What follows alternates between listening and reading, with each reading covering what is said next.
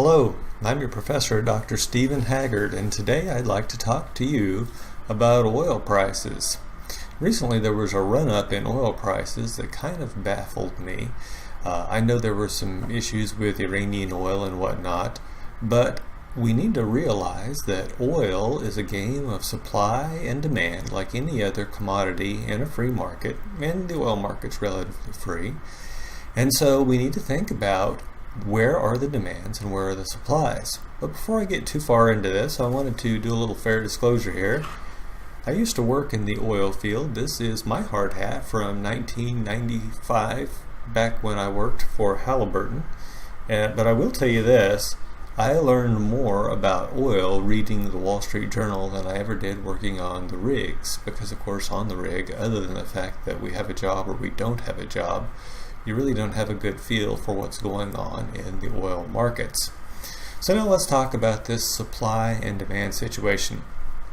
Oil demand in the world is growing, or over the long term grows because economies grows and standards of living grow, but it's not growing as fast as it used to, as we are using other forms of energy now and we have more fuel efficient automobiles. There are all sorts of reasons that I don't expect to see demand for oil to skyrocket.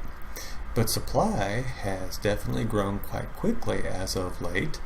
We saw the fracking boom back in 2014 to say 2018-ish.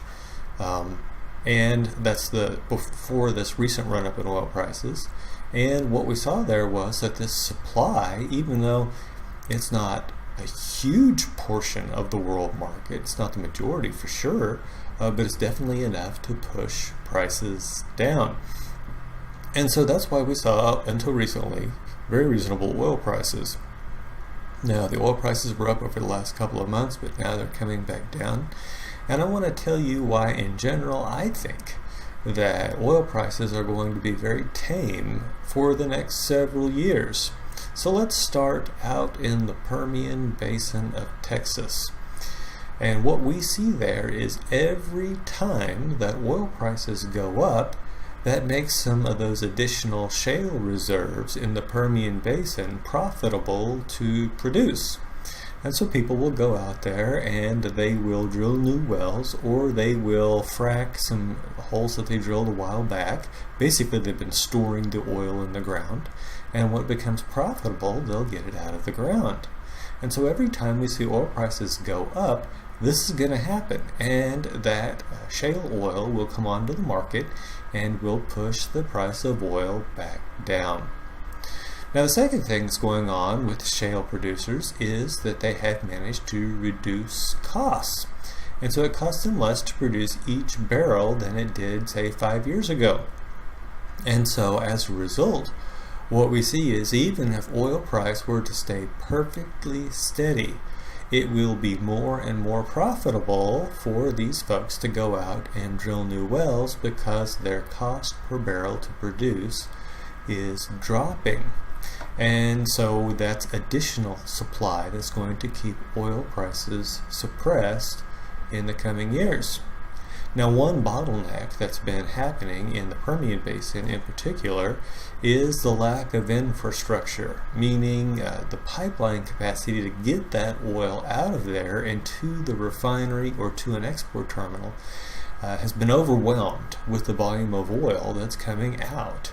And so now what we see is that new pipelines are coming online and new port facilities are being worked on to be able to export that crude.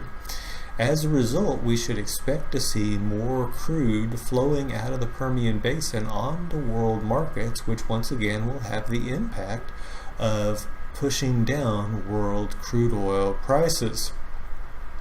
Now, another effect of this is that the cost of transporting oil out of the Permian Basin will drop and will make it more profitable for people to frack there.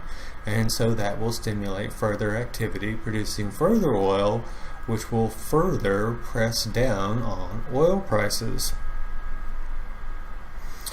Finally, let's talk about the lack of discipline on the part of OPEC members and Russia to cut production. this has been, and they've tried this before, and they said they were going to try it again here recently, and that is to cut production to try to raise the price of a barrel of oil. This is really kind of counterproductive for them, because what happens every time they do that is that us crazy Americans roll out into the oil patch and drill another hole and frack another well. And so instead of them getting the benefit from this, basically it's just ceding market share to the US. And so it's kind of a bad deal. Now let's look at it the other way. How good have they actually been at living up to their promises to cut production?